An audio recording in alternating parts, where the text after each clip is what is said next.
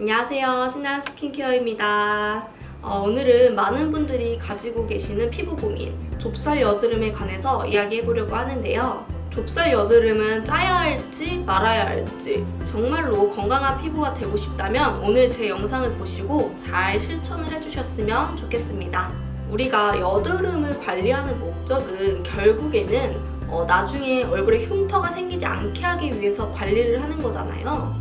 사실 좁쌀 여드름이 심하게 염증이 발전이 돼서 화농성 여드름이 되거나 심하게 패인 흉터를 발생시키지는 않지만 괜히 관리한답시고 자꾸 만지고 건드리고 짜고 하면은 흉지지 않을 부분까지 괜히 흉이 지게 돼서 색소 침착이나 흉터로 이어지게 되는 경우도 있는데요. 이게 다 관리법을 모르기 때문에 생기는 일들인 것 같아요. 우선 좁쌀 여드름이라는 것은 모공 속에서 피지가 분출되는데 모공 밖으로 나오지 못하고 모공 속에서 쌓이다가 결국에 화이트헤드가 되는 게 처음 시작이죠. 이 화이트헤드가 자극과 마찰이 계속되면은 화이트헤드였던 작은 피지 덩어리가 염증이 포함된 피지 덩어리로 변하면서 좁쌀 여드름이 되는데요. 사진에서처럼 좁쌀 여드름도 다 똑같은 좁쌀은 아니에요. 아주 작은 좁쌀에서부터 염증이 점점 더 커져서 심각한 좁쌀이 되기도 하고 더 나아가서 염증으로 인해 고름이 차면 여드름으로 변하기도 하죠. 그렇다면 좁쌀은 어떻게 관리해야 할까요? 우선 아까 화이트헤드 상태에서 제가 좁쌀 여드름이 되는 이유를 한번 말씀드렸는데 기억하시나요? 바로 자극과 마찰이요. 대부분의 분들이 좁쌀 여드름은 생기기 전부터 꼼꼼히 세안해야 되고 각질 제거를 주기적으로 해서 관리를 해야 된다고 잘못 생각하고 계시더라고요. 저는 이 의견에 반대하고 있어요. 왜냐하면 자극과 마찰이 좁쌀 여드름을 생기게 하는 주범이기 때문이에요.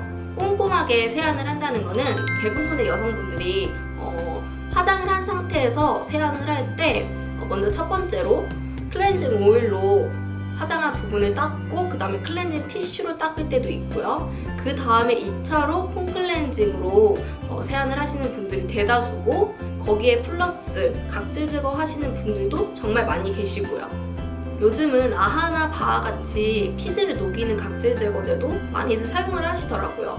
특히 바하 같은 경우에는 여드름에 효과적인 각질 제거제라고 많이들 알고 계시던데 성분 자체가 산이다 보니까 피부 장벽을 녹일 수가 있어요. 건강한 피부에는 적용이 가능하시지만 예민한 피부, 트러블 피부에는 잘못 사용하시면 부작용을 심하게 겪으실 수도 있어요.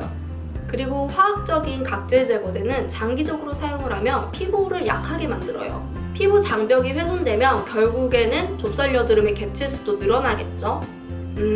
이제부터 좁쌀 여드름을 어떻게 관리하셔야 하는지 얘기를 해드릴 텐데 좁쌀 여드름을 관리하시려면은 첫 번째, 각질 제거는 절대로 하지 마세요.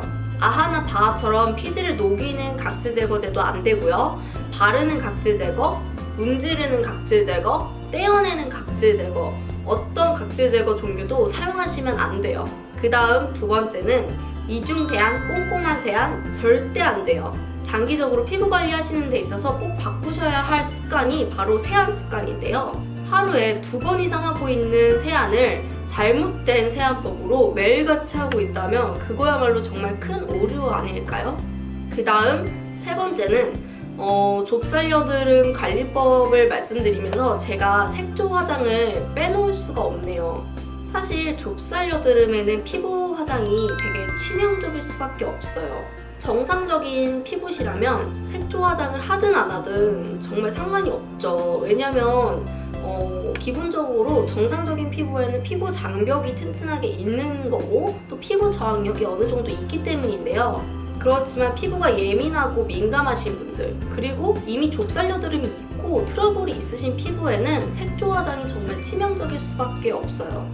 그 이유는 비비 파운데이션 같은 모든 색조 화장품의 주 원료는 돌가루 성분과 색조 성분인데요. 여기서 돌가루는 미세하게 작은 점토 성분을 말씀드리는 거예요. 이 돌가루가 모공 속에 박히고 트러블 부위, 즉 피부 상처에 박히게 되면 어떻게 될까요? 그럼 여기서 화장을 하더라도 꼼꼼하게 세안하면 괜찮지 않나요? 하시는 분들, 제가 아까 이중 세안 절대 안 된다고 말씀드렸죠? 화장해서 꼼꼼하게 씻으려다가 다시 도돌이표가 되진 않을까요? 그 다음 네 번째는 제가 말씀드린 이 세 가지와 어떻게 관리를 하면은 더 건강한 피부가 빨리 될 수 있을까요? 바로 보습과 진정 관리요.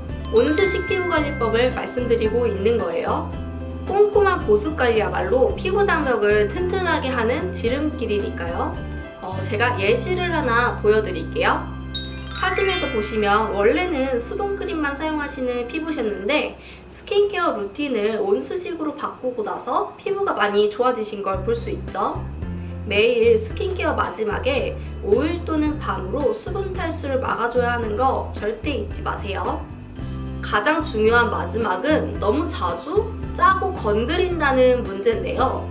사실 좁쌀의 50%는 짜지 않고 보습과 진정 관리만 잘 해줘도 저절로 들어가는 경우가 있어요.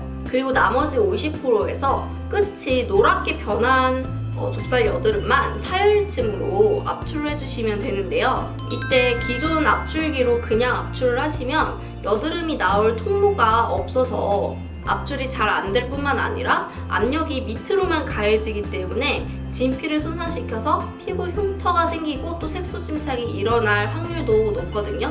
그렇기 때문에 좁쌀 여드름 끝이 노랗게 변한 걸 압출하실 때는 꼭 사열침을 이용해서 압출을 해주세요. 좁쌀 여드름은 일반 여드름과는 다르게 절개할 필요 없이 작은 통로만 내주시고 면봉으로 압출을 해주시면 돼요. 압출을 한 다음에는 스팟 관리를 해주시는 거 절대 잊으시면 안 되고요.